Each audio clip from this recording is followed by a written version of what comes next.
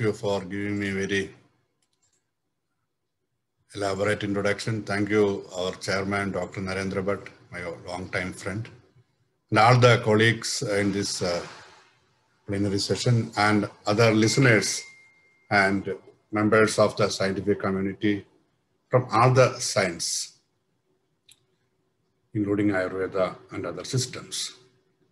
My idea of today is to give half of my talk on the concept of integrative medicine, which is very vital, not only vital for this conference, but also very vital for the future developmental scenario that we are envisaging in future of medicine globally.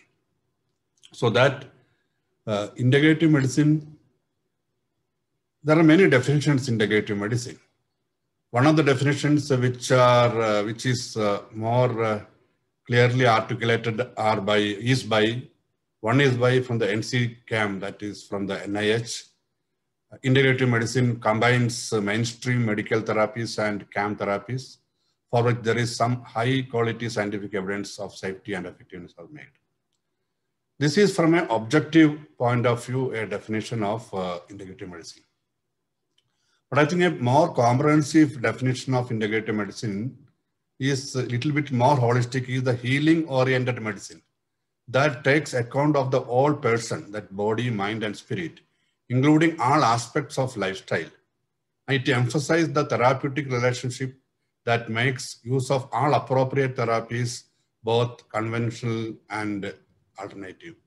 Now, why I give these two introductory definitions of this integrative medicine is that we have forgotten, or we are not articulated enough to say that the integrative medicine is a concept which is embedded in Ayurveda from second point of view.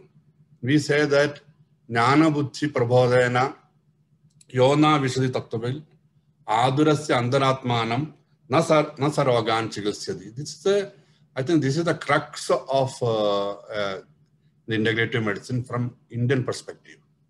And it says in different contexts, Anadhan Roganoyascha Putraval Sampajaril, where there is a relationship between the treated and the treating, or the physician and the patient. And it also takes into consideration all the aspects of an individual unit, not limiting to the body or mind or intellect or soul, even environment also taken into consideration. So this is important, that the integrative medicine is a process, and I have coded myself a new term to explain the course of integrative medicine. Integrative medicine is an objective or as a target to be reached, and what we today have is a kind of a situation called summative medicine, where two systems come together to help in a particular situation in a context of treatment or well-being, whichever may be the case. So the principles of integrative medicine is, point number one is the relationship or a partnership that is being developed between patient and the practitioner, and an appropriate use of conventional and alternative methods to facilitate the body's innate healing response. This is very unique and very, very unique to the indigenous traditional systems of healthcare and well-being. This concept is absolutely not been seen till today in the reductionistic method of modern biomedicine. That is the biggest difference that we can see in the two approaches. And consideration of all factors that influence the health, wellness, and disease, including mind, spirit, and community, as well as the body. So a philosophy that neither rejects conventional medicine nor accepts alternate medicine therapies uncritically. I think what we can see here is a very balanced approach, where one goes with the critical evaluation of which is apt in a given situation than having a biased observation of things with the preconceived ideas.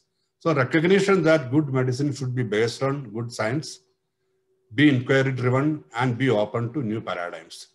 The problem that we face is that we are a monolithic paradigm based approach. We don't have a paradigm we don't have explored a paradigm, or we are not defined a paradigm which is different from the modern reductionistic paradigm. A new paradigm is available which Ayurveda uses, and Ayurveda sees the world view of Ayurveda is based on that. That should be understood in this approach.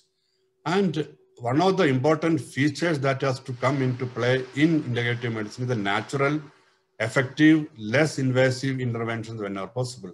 The first option in an integrative approach would be to how natural one can be in managing this condition. The one very good example one can quote is that we talk about anemia, we talk about Pandu. There are remedies, there are methods, there are many processes that can improve the conditions of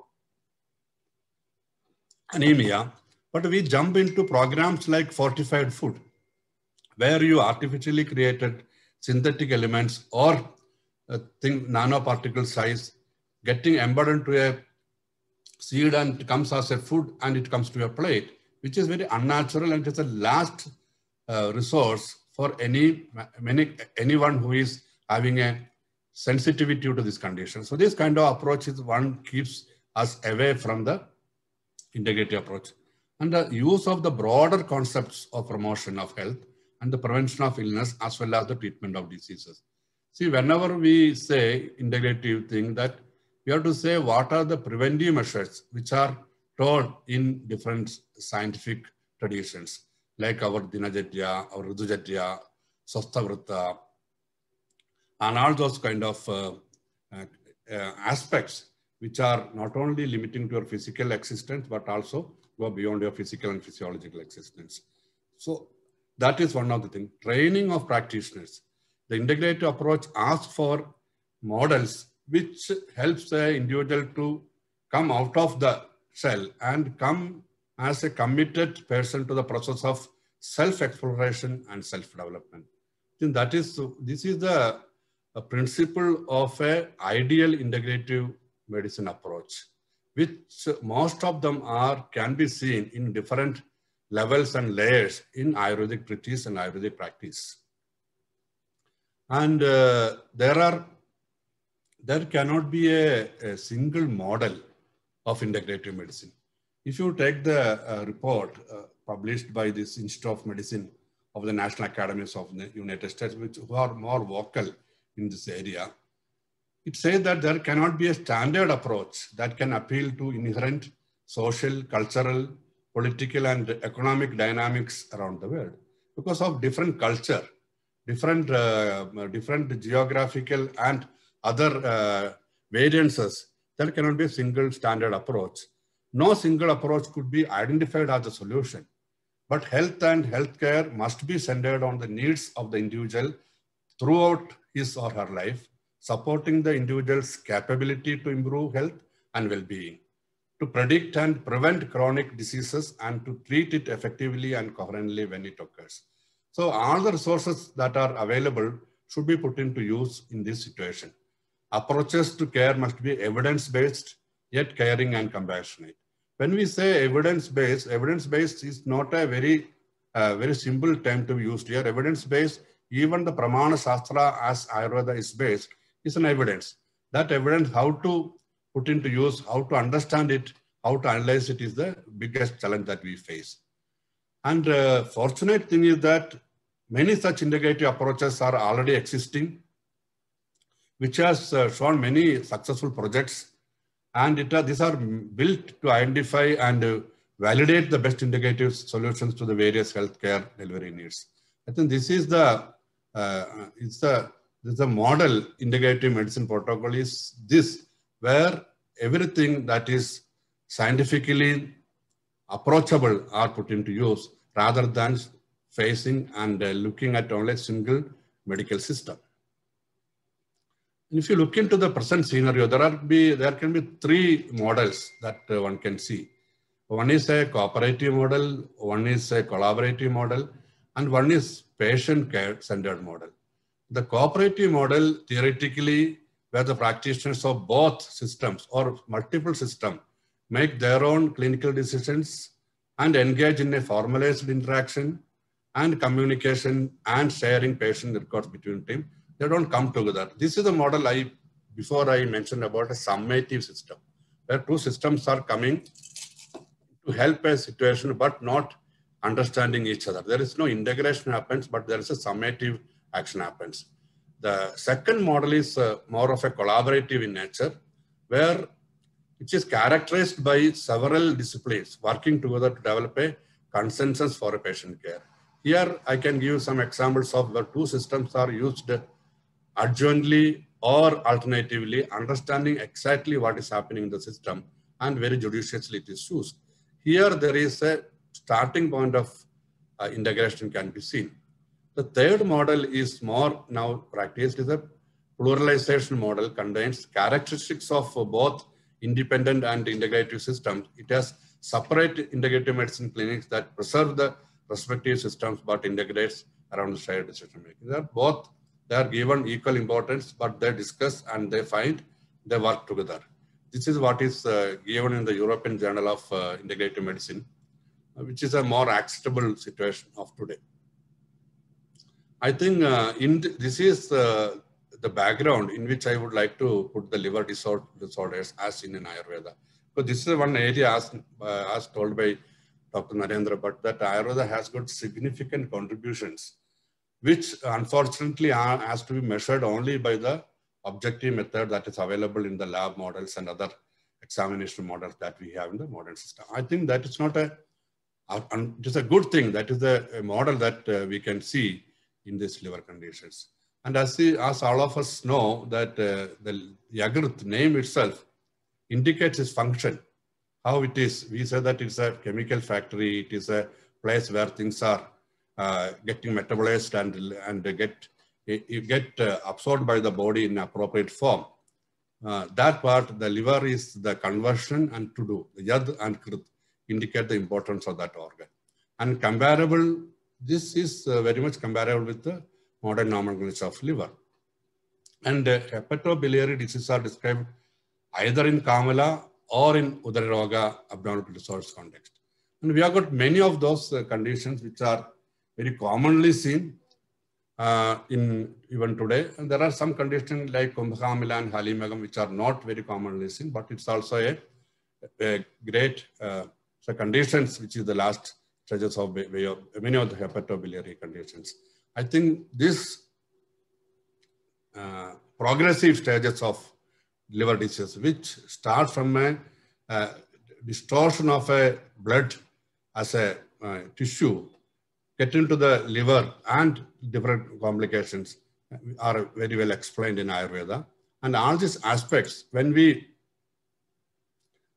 treat, when we see that most of the time Ayurveda has got different methods.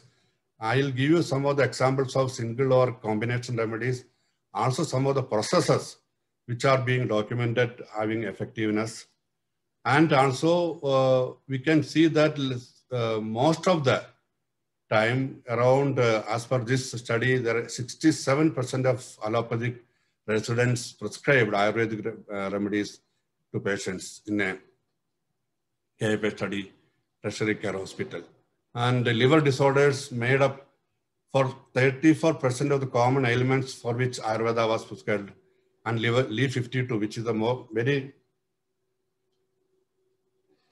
very popular and very well-known product of Himalaya, and that has been used by most of the, when we see in a clinical situation, we see patients being referred from other centers, doctors of other areas also give Li52 as one of them because they don't have anything else to prescribe in their condition. So innumerable preclinical studies on hepatoprotective effects of several Ayurveda herbs and formulations can be seen, and there are a lot of studies that has happened. But there is severe lack of clinical evidence, especially for integrative approaches. So this is there, even though there are some PubMed published, which I'll be presenting, but there are not enough studies to very strongly establish the effectiveness of Ayurvedic processes. Some of the herbs effectiveness are seen, but processes including Panchakarma, including other methods of Ayurveda use, stage by stage of treating, like clinicians like Dr. Gopalkumar will be able to give more light into it. How this is being affected. How we see liver as part of the body rather than single organ. When we treat with Agni, Ama, and the Adukshaya, and also Srodha, etc. All these aspects come into the process. This kind of studies are very few. And one of the reasons for this is that this kind of paradigms are not available in any of the research areas. So when you look into the areas of integration, liver disorder, the areas more we see the infective disorders of liver, autoimmune conditions, genetic, drug-induced, cancer, alcohol-based, and NAFL. These are the common disease by name, by definition come to us. In that infective one, whether it is hepatitis A, B, C, or whatever may be, mostly where Ayurveda has an upper hand. There are many studies to show that standalone Ayurveda management is very feasible, supportive care with other system if needed. Western medicine has no established line of treatment for most viral hepatitis.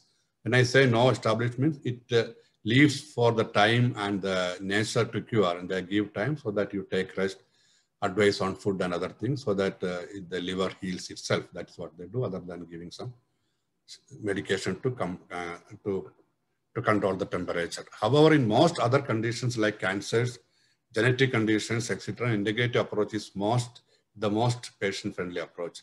In conditions when we can treat many conditions, there is a need for an integrative approach. We have to have, I've come to that point, we have to have support from modern systems also to maintain the patient's health so that the medicine can work in the body.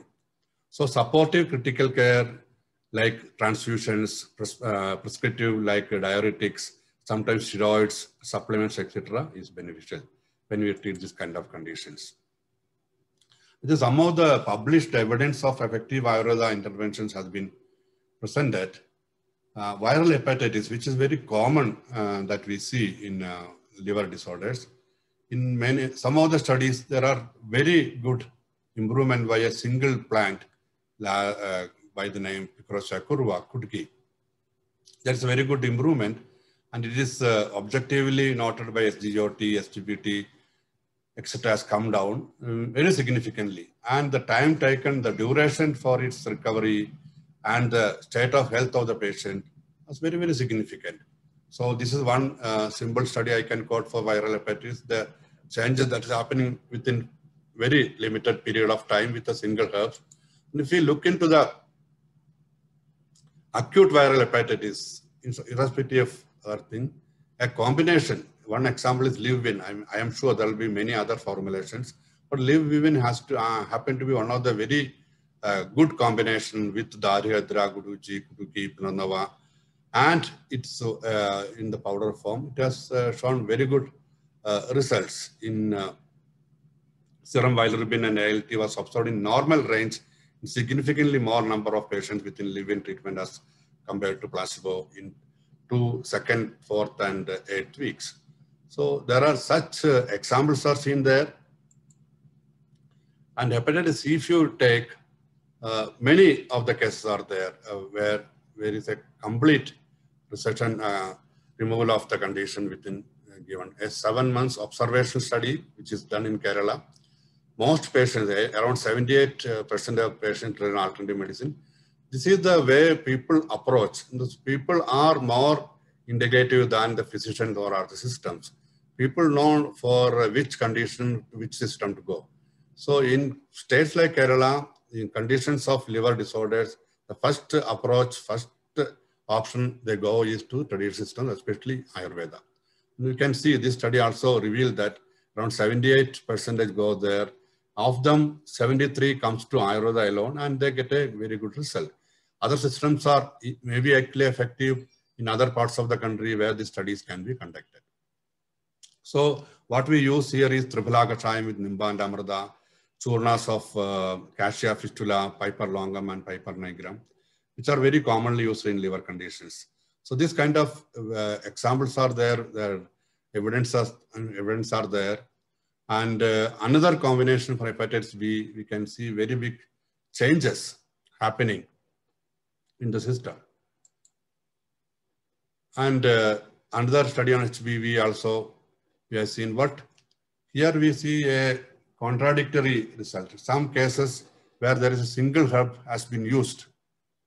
There is no much change that has been shown in even after 12 months of use. So here we have to develop a model which is more flexible, and you have to be more process-based than a single plant-based. This is where the tattvas of Ayurveda come to place. This study, I don't see it as a negative study. I say that a limited application of Ayurveda to the context. That's why this study could not show a result. This is a genetic conditions. This also, there are successful outcomes seen after months of use, where a process has been put into place, including a Kalavasti format, and patients were treated, and the outcome was very, very, very conclusive. So after the first sitting of 30 days of Karmabhasti, difficulty in swallowing and general irritability relieved completely. The patient's stiffness reduced, appetite improved, and was able to speak few monosyllabic words. So much stiffness was there, it has completely gone. And the copper level from the urine from 96 mg has come to the normal. So here, this is an example where the concept of Ayurveda, the Dusham, Desham, Balam, Kalam, all those things are put into application, and the methodology based on Ayurveda has put into use. This is no single herb study. This is a group of medicine, one after another, including Swadhana Chikitsa with Vasti. In full swing was used, and otherwise untreatable conditions with a genetically plant condition as successfully treated. And this is another condition, the hepatic cirrhosis complicated by ascites. Here, a multiple regimen, including Vardhamana Pipali, Virejana with Kadugi, internal medications of Navadika, Vadha, Bringaraja Swarasam, Churnam of Bhumi Amalagi, Sharabunka, Sweda Parpadi, Navsara, Suryakshara, etc. I used, and the result was very, very astonishing to the level of edema was reduced by 83.9%. And all the other girth of the abdominal girth and bile salts and hemoglobin, etc., all come to statistically significant levels. So even the CPG score has come to group 1 from groups patients who are in the V0, they come to V1 group after the treatment. So this kind of very progressive and very promising results. But to me, it is still anecdotal because not enough number has been done. So this kind of integrative approach where one is using Ayurveda also for diagnosis and treatment, but using other systems to support the conditions whenever required and going through is a very good example. And non-alcoholic fatty liver disease also is an area where Ayurveda can do wonderful things.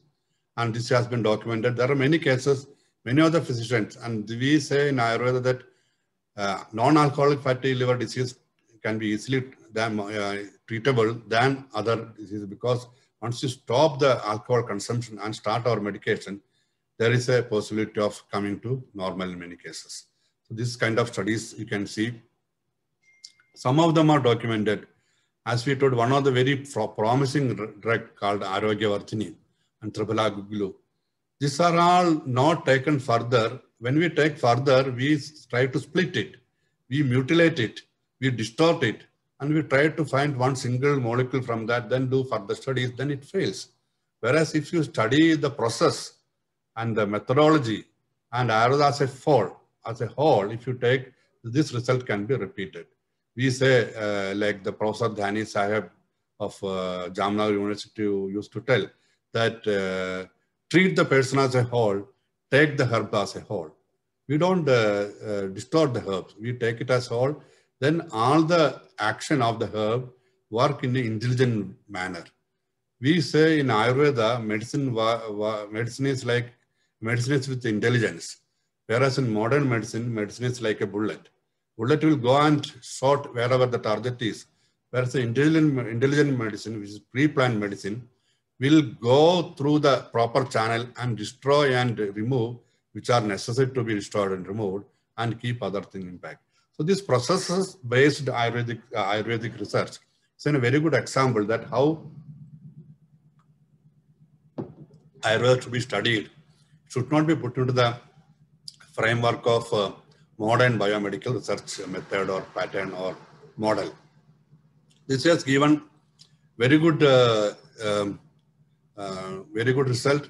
You can see what we treated is ajirna, indigestion, agrimandya, lack of appetite, arojaga, no taste, and gavrada, heaviness of the body.